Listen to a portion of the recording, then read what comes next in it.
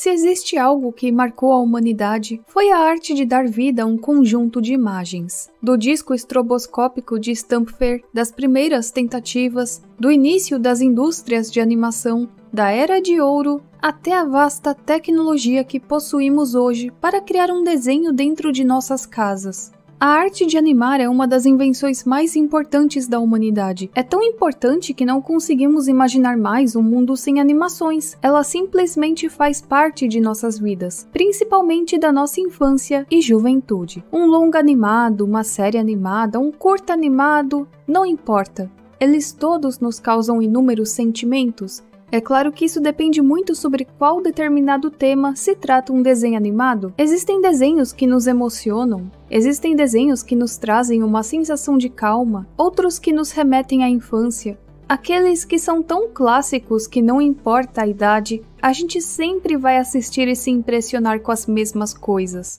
Ou cair na risada. Mas agora vamos ao ponto do vídeo. Definitivamente isso não acontecia só comigo. Existem desenhos que, sem um motivo aparente, nos causavam uma certa estranheza, uma sensação estranha, nem sei como explicar aqui. Não era algo tão relacionado com o enredo, e sim mais ligado às técnicas de animação, em conjunto com o design dos personagens. Era como se aquilo não fosse natural. Era como se algo estivesse errado, mas a gente nem sabia tanto como explicar o motivo. Não era algo grotesco. Talvez alguns já tinham um grau de anormalidade, mas às vezes era algo que parecia ser tão normal como nós humanos, mas ao mesmo tempo, se a gente parasse e olhasse para tal personagem, uma sensação estranha e desconfortável invadia o nosso corpo.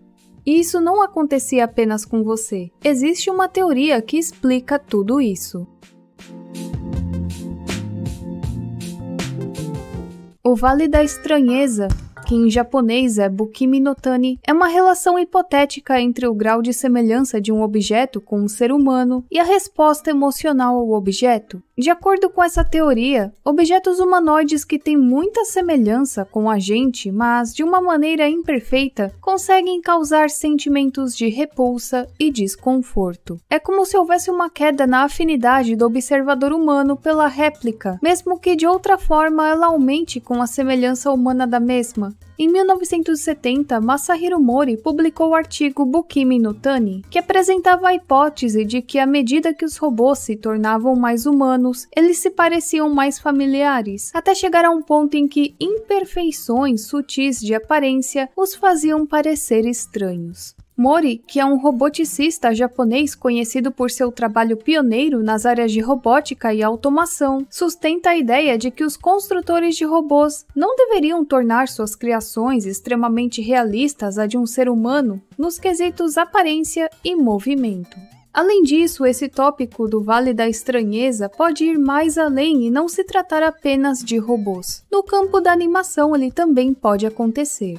Um grande exemplo disso está no universo CGI. Sabemos que cada vez mais o universo das animações CGI evolui cada vez mais com gráficos que atingem um nível mais alto de qualidade e realismo. Acho que desde que animações como Cassiopeia e Toy Story marcaram a década de 90, essa busca pelo realismo e qualidade nas animações começou a crescer rapidamente. Em muitas animações 3D, isso não é encarado com estranheza. Toy Story é um bom exemplo disso que, ao longo dos anos, teve a qualidade da franquia aumentada graças aos avanços de animação e renderização 3D. Mas, para muitos crentes dessa teoria, o filme Expresso Polar gerou o efeito oposto. O Expresso Polar é um filme de animação 3D de tema natalino lançado em 2004, que foi coescrito e dirigido por Robert Zemeckis. Devo ter falado errado o sobrenome dele. O filme apresenta personagens humanos que foram animados usando a animação de captura de movimento live action. A captura de movimento, ou mocap, é um termo usado para descrever o processo de gravação de movimento e transposição do movimento em um modelo digital. Em produções cinematográficas, o termo refere-se a gravar ações de atores humanos e usar tais informações para animar modelos de personagens virtuais em animação 3D. E esse filme, em particular, é conhecido conhecido por fazer parte do Vale. Isso porque muitos dizem que apesar das boas técnicas de renderização e tudo mais, é como se existisse uma aparência semi-realista. Alguns ainda dizem que as dimensões faciais estão erradas e o cabelo tem uma aparência falsa e artificial. Então, juntando tudo isso, sendo que uma das intenções dessa tecnologia é dar o máximo de realismo à animação 3D, o efeito ficou estranho. Aliás, Expresso Polar foi um filme que não me chamou a atenção por conta desse realismo. Eu achava ele um tanto estranho por conta disso. Segundo o site Medium.com, existem várias características que elegem uma mídia a fazer parte desse grupo. Nós sabemos quando algo é real e quando algo não é real, mas se a ligação entre o desenho animado e fotografia ou robô e humano não for clara, pode ser bastante assustador para o espectador. O site ainda cita que esse efeito pode acontecer quando as características faciais não estão onde deveriam estar. O rosto humano tem um layout que é específico, certo? Olhos, boca, nariz, orelhas e etc. Porém, apesar desse padrão, o rosto varia de pessoa para pessoa, não é? Mas mesmo assim, ele ainda carrega características humanas. Só que o Vale da Estranheza acaba alterando isso. É como se algo não fosse exatamente real, embora queira passar realismo, e nos dá uma sensação de repulsa, de que algo está errado. Eles também citam que quando há uma aparência brilhante no rosto ou na pele, que isso também é uma característica que podemos encontrar no Vale da Estranheza, isso porque os humanos não são excessivamente brilhantes regularmente. Eles também citam que isso acontece quando o rosto do personagem ou do robô não tem curvas naturais, quando a maçã do rosto ou o queixo não condiz com o natural, embora cada rosto seja diferente. E outro ponto que esse post do site aborda é a respeito de que quando a movimentação do personagem não condiz com a movimentação natural, que isso também causa um efeito muito estranho, e eu acho que esse aqui é o que mais me pega. Quando eu assisti a esse desenho e a outros desenhos que usam dessa mesma técnica de animação, eu senti uma sensação de que tem algo muito estranho que não é natural, uma sensação de repulsa. Só que mais precisamente eu senti com esse desenho aqui, que é a série Mighty Mr. Titan. Mighty Mr. Titan é uma série animada intersticial distribuída e produzida pela Sondek, que estreou em 1º de janeiro de 1964. Esse desenho era estrelado por Mr. Titan, que apresentava rotinas de exercícios para os espectadores seguirem. Ele também tinha um amiguinho que era o Tipsel, que demonstrava algumas das rotinas apresentadas em cada episódio. E o que acontece? Por que esse desenho ele traz uma sensação tão estranha assim? A Sondek tinha um acordo com Art Linkletter e Jack Bean, que estavam muito entusiasmados com o conceito do desenho e etc. Só que depois de um tempo eles desistiram da ideia, porque eles não sabiam exatamente se esse desenho faria sucesso ou não. Eles estavam na dúvida e não queriam mais investir nisso. Então a Sondek, sem nenhuma opção, ela teve que produzir tudo sozinha e com um orçamento limitado. E bem, esse foi o resultado, algo estranhamente animado que me causa uma sensação muito estranha ao assisti-la. Aliás, esse desenho conta com 100 episódios e provavelmente é uma grande lost media, porque eu vi pouquíssimos episódios aqui no YouTube.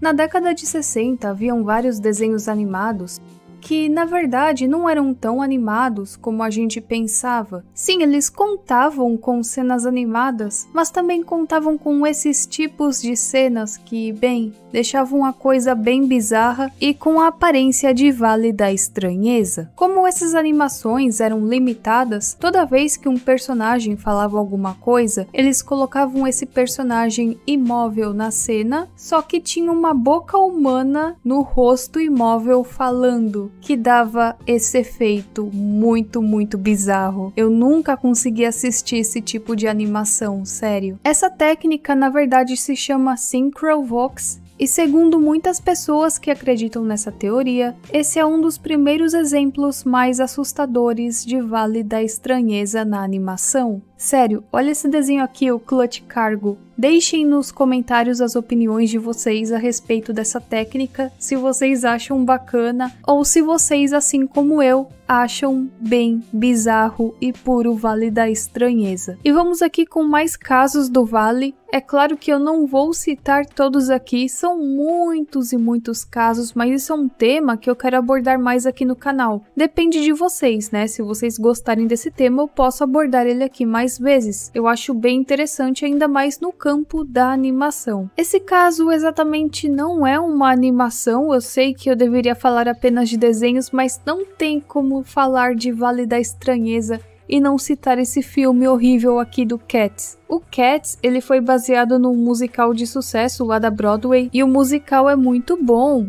Mas o problema aqui não é nem os atores, nem nada disso, e sim as técnicas que eles usaram na produção desse filme, dando um aspecto bem perturbador. Mas por que a gente não sente isso quando a gente assiste ao musical de fato? Porque a gente sabe, né, que se tratam de pessoas maquiadas, então não dá essa sensação de Vale da Estranheza, mas aqui no caso eles misturaram, né, pessoas reais com técnicas de CGI e ficou um resultado bem horrendo na minha opinião. Outro caso semelhante foi com o filme Alice no País das Maravilhas, aquele de 2010, que eles misturam live action, CGI e a técnica mocap. Para muitas pessoas isso não foi um problema, mas outras citaram que o filme ficou bem estranho por conta disso. Para muitos o filme do Tintin também se encontra no Vale da Estranheza, e aqui eu falo mais respectivamente desse filme aqui. Isso porque o Tintin tem vários filmes em desenho animado, tem um live action também, mas esse filme aqui, para muitas pessoas, ele ficou com um aspecto bizarro, porque eles têm um visual cartunesco, como nas revistas e no desenho, mas ao mesmo tempo eles têm traços realistas. Eu não achei esse caso tão ruim assim, talvez seja por conta do enredo do filme que é muito bom, mas tiveram pessoas que estranharam isso, porque parece que querem transmitir uma realidade para algo que ao mesmo tempo tem traços cartunescos. Dizem que o efeito do Vale da Estranheza é algo muito poderoso. Sendo assim, ele pode até mesmo mudar o destino de uma produção cinematográfica. Um grande e recente exemplo disso foi o filme do Sonic. Primeiramente, nós temos esse Sonic feio,